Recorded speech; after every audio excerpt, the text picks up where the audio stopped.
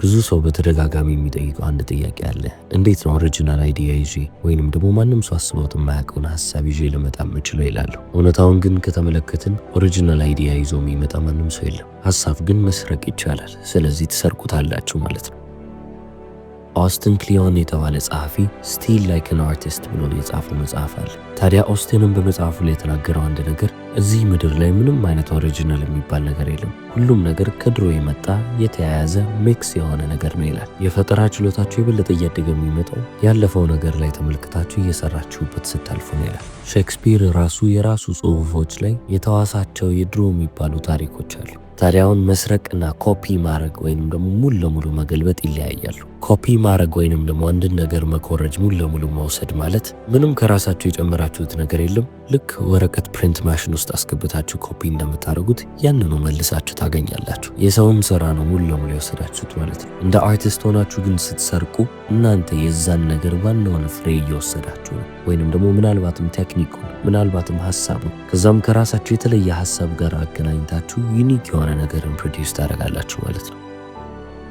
አንድ የሚባል አባባል አለ። if you copy from one another it's plagiarism, if you copy from many it's called research ይላሉ። ከአንድ ሰው የምትኮርጁ ከሆነ የሰው ስራ ገለበጣችሁ ወይንም ወሰዳችሁ ይባላል። ነገር ግን ከብዙ ሰዎች የምትወስዱ ከሆነ ጥናት ወይንም ደግሞ ሪሰርች ይባላል ይላል። ስለዚህ what is the secret of creativity ካላችሁ የፈጠራ ችሎታችሁን የበለጠ የሚያጎላላችሁ ሚስጥር ምንድን ነው? እንዴትስ ላዳብረው ካላችሁ ኦልሬዲ ኤግዚስት ያደረጉትን ነገሮች ትመለከታላችሁ። ከመጀመሪያውም የነበሩትን እናንተ የራሳችሁን ሀሳብ ይዛችሁ ትመጡና እነዛን ነገሮች በተለያዩ እናንተን ደስ በሚያሰኟችሁ ነገሮች ኮምባይን እያደረጋችሁ እያቀላቀላችሁ መጠቀም ነው። የዛኔ ነው አዲስ ነገርን እየፈጠራችሁ የምትመጡት። ስለዚህ አሁን ይህንንም እናንተ በህይወታችሁ እንዴት ነው የምትተገብሩት? የመጀመሪያ የሚባለው ስቴፕ ማንን ልኮርጅ ከማን ልስረቅ የሚለውን ነጥብ መመልከት። በየቀኑ የሚያነቃቋችሁን እንደነሱ በሆንኩ የምትሏቸውን ሰዎች ወይንም ደግሞ በቃ እኔ የሚያነሳሱኝ ሰዎች ናቸው የምትሏቸውን ለመኮረጅ ሞክሩ። ለምሳሌ እናንተ ወደፊት በጣም ጥሩ ቀና፣ በተጨማሪም ደግሞ ሀምብል ትሁት የሆነ ሰው፣ ረጋ ያለ ሰው፣ ሰውን የማይነቅ ሰው መሆን እፈልጋለሁ የምትሉ ከሆነ እንደዛ አይነት ሰው ለመሆን ትሞክራላችሁ። ስለዚህ ያንን ሰው አገኛችሁ ማለት ሌላ ሰው የለም ማለት አይደለም። አሁንም እንደዛ አይነት ባህሪ ያለውን ብዙ ሰው ትመለከታላችሁ፣ ያንን ትላበሳላችሁ። አሁን በባህሪ ነው እንደዚህ ያልኳችሁ። ነገር ግን በስራ እንኳን ቢሆን ያያችሁትን ነገር ብቻ ኮፒ ለማድረግ ወይንም ደግሞ ለመውሰድና ለመኮረጅ አታስቡ። አስተሳሰባቸውን ለመኮረጅ ሞክሩ። ጥሩ ከሚባሉ ኩረጃዎች መካከል አስተሳሰብን መኮረጅ ነው። ቀልባችሁን የገዛው ማን ነው? የማንን አስተሳሰብ ልታደንቁ ትችላላችሁ? እናንተም በዛ መንገድ ማሰብ እንድትጀምሩ እነሱ እንዴት እንደሚያስቡ መጀመሪያ ፈየራቱ ማድረግ መቻል አለባችሁ። ለምሳሌ እናንተ ጸሐፊ መሆን ትፈልጋላችሁ። ቀና ብላችሁ የምትመለከቱትም የምታደንቁትም ጸሐፊ ያለን በል። ስለዚህ ቃላቶቹን ብቻ ተመልክታችሁ እሱን ልትኮረጁ አይገባም። እንዴት ነው እንደዚህ አይነት ቃላቶችን ሊጽፍ የቻለው? እንዴት አይነት ሀሳብ ቢመጣለት ነው ብላችሁ ከኋላ ያለውንም አመለካከቱን ለማወቅ ሞክሩ። ኩረጃ የሚባለው ነገር የሰው ልጅ ስራ ላይ ያጠነጠነ ሳይሆን እንዴት ነው ይሄ ነገር የሚሰራው፣ እንዴት ነው መጀመሪያስ እንደዚህ አይነት ስራ ይዞ ሊመጣ የቻለው ብሎ ማሰብ ላይ ያጠነጠነ ነው። አሁን ማንን እንደምትኮርጁ አውቃችኋል። ከዛ በኋላ ምን እንደምትኮርጁ ማየታችኋል። ለምሳሌ ስራቸውን ከሆነ አመለካከታቸውን፣ አስተሳሰባቸውን ከሆነ ምንም አይነት ነገር ይሁን እናንተ የመረጣችሁት ነገር አለ። እዛ ነገር ላይ የራሳችሁን የሆነ ስታይል ደግሞ ልትጨምሩ ይገባል ማለት ነው። እናንተን ወይንም ደግሞ የፈጠራችሁትን ነገር ዩኒክ የሚያደርገውን ነገር ልትፈጥሩ ይገባል። ትክክለኛ የሚባለው ተአምር የሚፈጠረው ከምንም ነገር የምታመጡት ወይንም ደግሞ ክሬት የምታደርጉት ማጂክ አይደለም። ነገር ግን ኦልሬዲ ከተፈጠሩ ነገሮች ወይንም ካገኛችኋቸው ነገሮች ኤግዚስት ካደረጉ ነገሮች ላይ ወስዳችሁ ኮምባይን የምታደርጉበት መንገድ ነው። ነገሮችን የምታጣምሩበት መንገድ አንድን ስራ አሪፍ ነው ከማስባል ወደ ምርጥ ነው የሚያስብል ነገር ያስኬዳችኋል። ከእናንተ የሚጠበቀው ነገር ሌሎች ሰዎች ያላዩትን ኮኔክሽን ወይንም ደግሞ ግንኙነት እናንተ ቀድማችሁ ማየት ወይንም ደግሞ ባትቀድሙ እንኳን ለየት አድርጋችሁ ለማየት መሞከር በቂ ነው። ስለዚህ መነሻዬ ምንድን ነው ካላችሁ ወይንም ደግሞ ከምን ልጀምር ካላችሁ ኦሪጂናል የሚባል ሀሳብ ወይንም ማንም ሰው እስከዛሬ ያሰቡት የማያውቀውን ሀሳብ ለማሰብ ልሞክር እንዳትሉ። ከዛ ይልቅ ምን አይነት ሀሳቦችን ልስረቅ ብላችሁ ታስቡ ይሻላል። የሚሰረቁ በጣም ጥሩ ጥሩ የሚባሉ ሀሳቦችን ከሰበሰባችሁ እነዛን ነገሮች ከራሳችሁ ከሌሎች ሀሳቦች ጋር ኮምባይን እያደረጋችሁ እያጣመራችሁ የራሳችሁን ዩኒክ የሚባል ነገር ይዛችሁ ትመጣላችሁ። ወደ ሁለተኛው ትምህርት ልናልፍ ነው። ዶንት ብሬክ ዘ ቼን ይላል ጸሐፊው። ታዋቂ የሚባል አሜሪካን ኮሜዲያን አለ፣ ጄሪ ሳይንፊልድ ይባላል። ታዲያ ቀልዶችን ለመጻፍና አዳዲስ የሚባሉ ቀልዶችን ይዞ ለመምጣት ምን አይነት ክሪኤቲቭ የሆነ መንገድ እንደሚወስድም አንድ ያጋርተውን ነበር። ግድግዳዬ ላይ ትልቅ የሚባል ካሌንደር አለኝ አለ። በየቀኑ ከጻፍኩ በኋላ ያቺን ቀን ኤክስ አርጌ አልፋታለሁ ይለናል። በቀጣይም ቀን እመጣለሁ። ቁጭ ብዬ ቀልዶችን ለመጻፍ እሞክራለሁ። ጽፌ ከጨረስኩም በኋላ አሁንም የዛችን ቀን ኤክስ አድርጌ አልፋለሁ።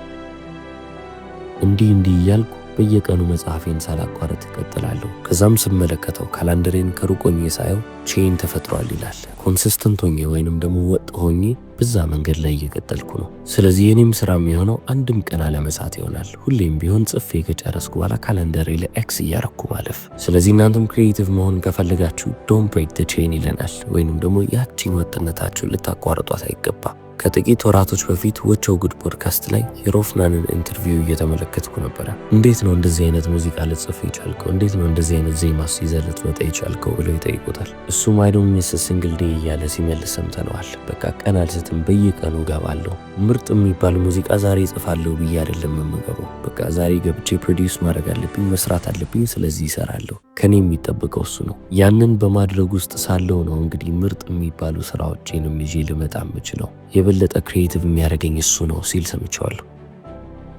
እዚህ መጽሐፍ ላይም ጸሐፊ ኦስተን እየተናገረ ያለው ነገር ተመሳሳይ ነው። በጣም ምርጥ የሚባሉ ሀሳቦች የሚመጡላቸው ሰዎች ስማርተስት የሚባሉ በጣም ብልህና አስተዋይ የሆኑ ወይንም ደግሞ ኢንቴሊጀንት የሆኑትን ብቻ አይደለም፣ ከነሱ በላይ በየቀኑ ኮንሲስተንት የሚሆኑትን ወይንም ደግሞ በየቀኑ ወጥ የሚሆኑትን ሰው ጨዋታ ውስጥ ረዘም ላሉ ጊዜያቶች ቁጭ የምትሉ ከሆነና መቆየት የምትችሉ ከሆነ እናንተ ይሳካላቸዋል ማለት ነው። ተሰጥኦና በጣም ጥሩ የሚባል አእምሮን መያዝ ክሪኤቲቭ አይዲያዎችን ወደ እናንተ ሊያመጣላቸው አይቀርም። ሁሌም ቢሆን የማያቋርጠው ሰው ግን፣ ሁሌም ቢሆን በመንገዱ ላይ የሚቀጥለው ሰው ግን እነዛን ጥሩ የሚባሉ ሀሳቦች ያገኛል ማለት ነው። ስለዚህ ግባችሁ ምን እንደሆነ አላውቅም። ምናልባት ጽሁፍ ይሆናል፣ አሊያም ደግሞ ማንበብ ይሆናል፣ ወይንም ኮዲንግ፣ ስፖርት መስራትም ሊሆን ይችላል። ከእናንተ የሚያስፈልገው ነገር ክሪኤቲንግ ቼን ነው፣ ወይንም ደግሞ ያቺን ተከታታይ የምትባሏን ተከታታይ ቀናቶች ማምጣት። አረገዋለሁ ያላችሁትን ነገር በየቀኑ እያደረጋችሁ በየቀኑ እንዳደረጋችሁትም ደግሞ ምልክትን እየተዋችሁ ስታልፉ የበለጠ ትበረታታላችሁ።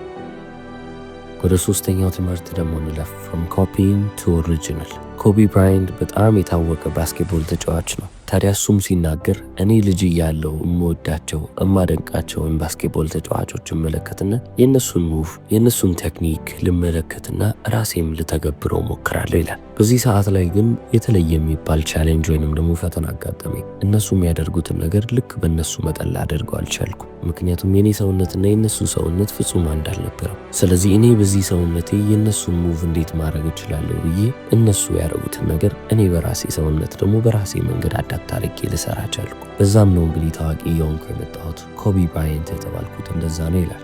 ቀና ብለን የምንመለከታቸውንና የምናደንቃቸውን ጀግናዎቻችንን ተመልክተን እንደነሱ ለመሆን ሞክረን እነሱን መሆን ሳንችል ስንቀር ይዛኔ የራሳችንን እናገኛለን። ምክንያቱም መቼም ቢሆን እነሱን ልንሆን አንችልም። ስለዚህ ከነሱ በታች መሆናችን አይቀርም። ከነሱ በታች ስንሆን ደግሞ የራሳችንን ትሩ ካለር ወይንም ደግሞ ትክክለኛውን ቀለም እያገኘን እናልፋለን።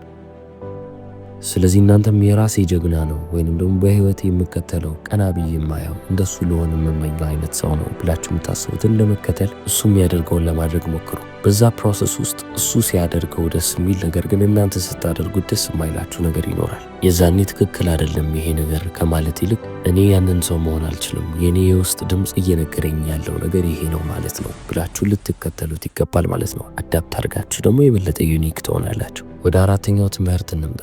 ሴት አፕ ቱ ስፔስስ። ይህንን መጽሐፍ የጻፈው ኦስትን ለራሴ ቢሮዬ ውስጥ ሁለት የሚባሉ መቀመጫዎች፣ ሁለት የሚባሉ ጠረጴዛዎች አሉኝ ይላል። የመጀመሪያው ለአናሎግ ነው፣ ሁለተኛው ደግሞ ለዲጂታል ነው ይላል። አንዱ ጠረጴዛ ላይ ያለው ነገር ስክሪፕቶ፣ እርሳስ፣ በተጨማሪም ደግሞ ወረቀት ነው። ምንም አይነት ዲጂታል ወይንም ደግሞ ኤሌክትሮኒክ የሚባል ነገር የለም። አብዛኛውን ጊዜ ሀሳቦች የሚፈልቁትም ከዚህ ቦታ ነው፣ ከዚች ጠረጴዛ ላይ ነው ይላል። ሁለተኛው ጠረጴዛ ላይ ደግሞ ላፕቶፕ አለው፣ ሞኒተር አለው፣ ታብሌት አለው፣ ፕሪንተር አለው፣ ስካነር አለው፣ እንዳለ ዲጂታል የሚባሉ ነገሮች አሉ። እዛኛው ጠረጴዛ ላይ የፈጠራቸውንና መጽሐፍ የጀመራቸውን ሀሳቦች እንዳለ ኤዲት የሚያደርገው የሚያስተካክለውና የሚያሳትመው በእነዚህ ዲጂታል የሆኑ ነገሮች ነው ማለት ነው። ታዲያ ሀሳቦችን ለማፍለቅ ላፕቶፕ አይሻለውም ወይ ብላችሁ ካሰባችሁ ኦስትንም ይሄ ጥያቄ ስለደረሰው ትክክለኛው መልስ አለኝ። ላፕቶፔ ላይ ቁጭ ብዬ ስጽፍ ጥሩ የሚባሉ ሀሳቦች የማይመጡልኝ ላፕቶፔ ላይ ዲሊት የሚል ባትን ስላለ ነው። የጻፍኩትን ነገር ካልተመቸኝ ላጠፋው እችላለሁ። ነገር ግን ወረቀቴ ላይ እንደምንም ብዬ ላጠፋው አልችልም። በቃ ወረቀቱ ላይ ተጽፏል፣ ይቀመጣል። ስለዚህ እናንተም ይህንን ማድረግ ከቻላችሁ ተግባራዊ በሚመስል መንገድ ለማድረግ ሞክሩ። ግዴታ ሁለት ጠረጴዛ አያስፈልጋችሁም። አንድ ጠረጴዛ ካላችሁም እሱን ለሁለት ከፍላችሁ ወይንም ደግሞ በመካከል ላይ የሚጋረደውን ነገር አድርጋችሁ አንዱን ለአናሎግ አንዱን ደግሞ ለዲጂታል ማድረግ ትችላላችሁ። አዳዲስ የሚባሉ ሐሳቦችን ለማምጣት ስትፈልጉ ወረቀታችሁንና ስክሪፕታችሁን ብትይዙ ወይንም አጀንዳችሁን ብትይዙ ይሻላችኋል። እዛ ላይ ቁጭ ብላችሁ መቸክቸክ ነው፣ መጻፍ ነው። ምንም ነገር ቢሆን ሐሳቦቻችሁን ማጥፋት አትችሉምና አጀንዳው ላይ እየጻፋችሁ ወረቀቶቻችሁ ላይ እያሰፈራችሁ ታልፋላችሁ። በዚህ መንገድ ስትሄዱ ነው እንግዲህ ክሪኤቲቭ የሚባለውን ጁስ ፍሎ እያደረጋችሁ ወይንም ደግሞ ፍሎ እንዲያደርግ እየፈቀዳችሁ የምታልፉት። በምትሰሩበትም ሰዓት መቆምን እንዳትረሱ። ሁሌም ቢሆን ቁጭ ማለት ጥሩ አይደለም። ሰውነታችሁ ሲንቀሳቀስ አይምሯችሁም ይንቀሳቀሳልና ዞር ዞር እያላችሁ እየተሽከረከራችሁ ሐሳቦችን ለማምጣት ሞክሩ። ከዛ ሐሳቦቻችሁ ሲመጡ ቁጭ ብላችሁ ወረቀቱ ላይ ትጽፋላችሁ። ከዛም ያንን ሐሳብ ደግሞ ወስዳችሁ ኤዲት ለማድረግ ስትፈልጉ ወደ ላፕቶፓችሁ ጋር ትሄዱና ደግሞ እዛ ጋር ማስተካከል ያለባችሁ ነገር ታስተካክላላችሁ። ኃይልና ጉልበት እያጣችሁ በመጣችሁ ሰዓት ከኮምፒውተሮቻችሁ ዞር ትሉና በአናሎግ ሳይድ ላይ ቁጭ ትላላችሁ። ወረቀታችሁና ስክሪፕቷችሁ እናንተም ለብቻችሁ ቁጭ ብላችሁ የምትሰሩትን የምጽፉትን ነገር እየጻፋችሁ እየቸከቸካችሁ ማለፍ። አምስተኛው ትምህርት ዶንት አባንደን ዮር ፓሽንስ። የመጽሐፉ ጸሐፊ ኦስትን በልጅነት ጊዜው በጣም ኦብሰስድ ከሆነበት ወይንም ደግሞ በጣም አጥብቆ ከሚወደው ነገር ውስጥ መካከል ዘፈኖችን ቁጭ ብሎ መጽሐፍና በተጨማሪም ደግሞ በባንዶች ውስጥ መጫወት ነው። እድሜው እየጨመረ በመጣ ቁጥር ወይንም እያደገ በመጣ ቁጥር ግን ሙዚቃውን ትቶ ወደ መጽሐፍ እየተሸጋገረ መጣ፣ ጸሐፊ ለመሆን ማለት ነው። ስለዚህ ሙዚቃውን ሙሉ ለሙሉ ትቶታል። ታዲያ ከ5 ዓመታት በኋላ ተመልሶ ወደ ሙዚቃው ተመለሰ። በባንዶች ውስጥ ሙዚቃን መጫወት ይጀምራል። እሱም እንደተናገረው ከሆነ ከብዙ ጊዜያቶች በኋላ አሁን በህይወት እንዳለሁ ተሰማኛል። ወደ ኋላ ወደ ልጅነቱ ተመልሶ የሚወደውን ነገር ማድረጉ ጽሁፉ ላይም የተሻለ የሚባል አስተዋጽኦ አበረከተለት። የተሻለ ጸሐፊ እንዲሆን የተሻሉ ጽሁፎችንም እንዲያወጣ ረዳው። ሐሳቦቼ በቀላሉም ቢሆን ከአእምሮዬ ላይ እየወጡ መጡ። በቃ በጣም ቀላል ሆነ። ሐሳቦችን ለማግኘት መቸገር አቆምኩ። ይህም ሁሉ የመጣው ወደ ፓሽኔ ስለተመለስኩ ነው፣ ወደምወደው ነገር ስለመጣው ነው ይላል። ታዲያ አሁን ኦስትን የት ነው ያለው ብትሉ ፉል ታይም ጸሐፊ ሊሆን ይችላል። በቃ ጸሐፊ ነው ብላችሁ ግን የምታልፉለት አይነት ሰው አይደለም። እሑድ እሑድ ከጓደኞቹ ጋር እየተገናኘ ለተወሰኑ ሰዓታት ቁጭ ብሎ ሙዚቃን ይጫወታል። ኦስቲንም እንግዲህ በራሱ ህይወት ተምሮ ነው ዶንት አባንደን ዮር ፓሽንስ የሚለን። በቃ የምትወዷቸውን ነገሮች አባንደን አታርጉ ወይንም ደግሞ አትተዋቸው። የተለያዩ ነገሮችን ሞክሩ። በተጨማሪም ደግሞ የምትፈልጉትን ነገር ለማድረግ ሞክሩ። የምትወዷቸውን የተለያዩ ነገሮች እያደረጋችሁ እርስ በእርስ እንዲግባቡ አድርጓቸው ይላል። ጸሐፊው ሙዚቃ ከወደደ፣ ሙዚቃ ተጫዋቹም ስዕል ከወደደ፣ ስዕል የሚወደውም ደግሞ ቅርጻ ቅርጽ ላይ ኢንትረስት ካለው በቃ እርስ በእርስ እየተመጋገቡ የሚያልፉ ነገሮች ይሆናሉ። ስለዚህ አንዱን መተው የለባቸውም። የምትወዱትን ነገር እንዳለ እያደረጋችሁ ለፉ ይላል። በዚህች ምድር ላይ ትክክለኛ ስራ መስራት አለብኝ፣ ህይወቴን ማቃናት አለብኝ ብላችሁ ፓሽናችሁን የምትወዱትን ነገር አባንደን ታረጉ ይሆናል። ነገር ግን መጀመሪያውንም እንድትሰሩና የብርም በህይወት እንዳላችሁ እንዲሰማችሁ ያደረጋችሁ ነገር ያ የምትወዱት ነገር እንደሆነ ረስታችኋል። ስለዚህ just do it for fun። ዘና ለማለትና ለመደሰት ብቻ አድርጉት። ገንዘብ ለማግኘት ወይንም ደግሞ ታዋቂ ለመሆን ሳይሆን በቃ እናንተ ህሊናችሁ ደስ ስለሚለው።